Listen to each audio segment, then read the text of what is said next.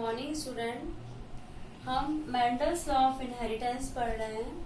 इसका first law of dominance हम पढ़ चुके हैं, जिसमें हमने देखा था जब दो विपरीत लक्षणों वाले समयुग्मजी पौधों के बीच में हमने क्रॉस कराया तो प्रथम जनरेशन में सारे ही पौधे हेट्रोजाइगस बने और हेट्रोजाइगस में जो जीन प्रभावी था केवल उसी का लक्षण प्रदर्शित हुआ और यानी कि जो सिंगल होने पर भी अपने आप को प्रदर्शित कर सकता था।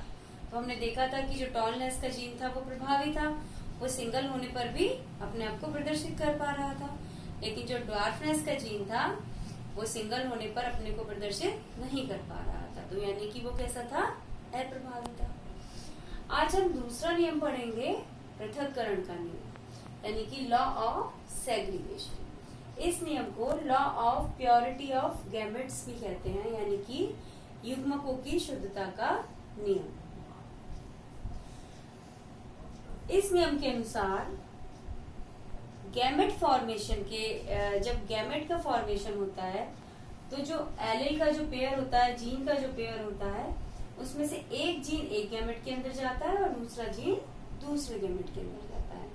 यानी गैमेट फॉर्मेशन के टाइम जो जीन है वो एक दूसरे से सेपरेट हो जाते हैं। किसी एक पर्टिकुलर कैरेक्टर के लिए पाए जाने वाले दोनों जीन वो एक दूसरे से सेपरेट हो जाते हैं, जिससे कि जो ऑफ स्प्रिंग हैं, जो संतानें हैं, उन्हें एक जीन अपनी मदर से मिले और एक जीन अपने फादर से मिले, क्योंकि गैमेट के फ्यूजन से ही क्या बनता है? ऑफ स्प्रिंग पैदा होते हैं, जाइगोट बनता है और उससे फिर नई संतानें पैदा होती हैं। तो जो एक जीन है वो मदर से मिलता है और एक जीन फादर से। तो इसीलिए जब गैमेट फॉर्मेशन होता है तो हर प्रत्येक लक्षण के लिए दो जीन पाए जाते हैं या दो एलील पाए जाते हैं। तो ये एलील गैमेट की फॉर्मेशन के टाइम एक दूसरे से सेपरेट हो जाते हैं और सेपरेट होने के बाद ये फ्री होते हैं कंबाइंड करने के लिए। अब यहाँ पर हमने क्या लिए? F1 जनरेशन में बने दोनों हेट्रोजाइगस प्लांट लिए हैं। तो यहाँ पर टॉलनेस का जीन और ड्वार्फनेस का जीन एक दूसरे से सेपरेट हो गए। अब ये टॉलनेस का जीन दूसरे टॉल या दूसरे ड्वार्फ किसी से भी मिल सकता है। ऐसा नहीं है कि ये टॉल है, यहाँ पर टी कैपिटल टी और स्मॉल टी का कॉम्बिनेशन है तो ये कैपिटल टी स्मॉल टी से ही मिलेगा। नहीं, ये कैपिटल टी से भी मिल सकता है और स्मॉल टी से भी मिल सकता है, यानी कि टॉलनेस के जीन से भी मिल सकता है और ड्वार्फनेस के जीन से भी मिल सकता है। सेम ही इसके लिए है कंडीशन, ये ड्वार्फनेस का जीन टॉलनेस के जीन से भी मिल सकता है और ड्वार्फनेस के जीन से भी मिल सकता है। तो इसीलिए हमें F2 जनरेशन में जो हमारे प्योरिटी वाले कैरेक्टर थे, जो होमोजाइगस जो लक्षण थे, वो दोबारा से मिल जाते हैं हमें।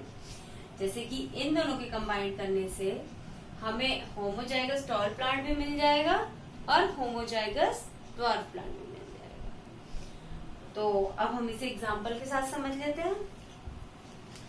F1 जनरेशन में हमारे हेट्रोजाइगस टॉल प्लांट बने और इनके गैमेट एक दूसरे से सेग्रीगेट हो गए, यानी कि सेपरेट हो गए। टी कैपिटल टी यानी कि टॉलनेस को हम प्रदर्शित कर रहे हैं और स्मॉल टी यानी कि ड्वार्फनेस को शो कर रहे हैं। Same is here. अब यहाँ फिर ये गैमेट आपस में एक दूसरे से मिले तो हम इसको ये जो स्क्वायर होता है इसे हम कहते हैं पर्नेट स्क्वायर। तो हम इस पर्नेट स्क्वायर के माध्यम से भी हम समझा सकते हैं कि आपस में कैसे कंबाइन हुए हैं। तो ये फर्स्ट युग्मक, ये सेकेंड, ये फर्स्ट और ये सेकेंड। तो ये दोनों टी आपस में मिले तो हमारा जो प्लांट बना कैसा बना? Homozygous tall. इन दोनों के मिलने से हेट्रोजाइगस टॉल, इन दोनों के मिलने से हेट्रोजाइगस टॉल और इन दोनों के मिलने से ड्वार्फ प्लांट बना। ड्वार्फ प्लांट हमेशा कैसा होता है? होमोजाइगस से होता है, क्योंकि ड्वार्फनेस कैसा करेक्टर है? रिसेसिव करेक्टर है। तो इस तरह जो हमें अब रेशो मिल रहे हैं, जो फिनोटिपिक रेशो है और जीनोटिपिक रेशो है, वो डिफरेंट होते हैं। अगर हम फिनोटिपिक रेशो देखें, यानी कि बाहर से प्लांट कैसे दिख रहे हैं, तो 3 प्लांट हमारे ये टॉल है और एक प्लांट हमारा ड्वार्फ है। तो रेशो इज नोन एज 3:1। लेकिन अगर हम जीनोटिपिक रेशियो देखें तो एक प्लांट हमारा होमोजाइगोस है, 2 हमारे हेटेरोजाइगोस है और एक हमारा ड्वार्फ है। तो हमारा रेशियो होगा 1:2:1, यानी 1 homozygous tall plant, 2 heterozygous tall plant and 1 dwarf plant. तो एक बार मैं दोबारा समझा दूं कि युग्मक बनते समय, गैमेट बनते समय जो जीन है वो एक दूसरे से सेपरेट हो जाते हैं और वो एक दूसरे से कंबाइन करने के लिए फ्री होते हैं।